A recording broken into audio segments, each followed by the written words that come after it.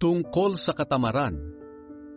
Mga kapatid, sa pangalan ng ating Panginoong Hesukristo, iniuutos namin sa inyo na layuan nyo ang sinumang kapatid na tamad at hindi sumusunod sa mga ipinangaral namin sa inyo.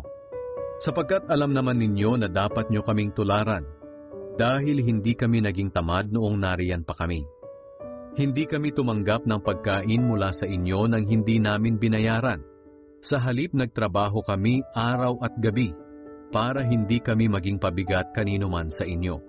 Ginawa namin ito hindi dahil wala kaming karapatang tumanggap ng tulong galing sa inyo, kundi para bigyan kayo ng halimbawa para sundin ninyo. Nang kasama nyo pa kami, sinabi namin sa inyo na huwag pakainin ang sinumang ayaw magtrabaho.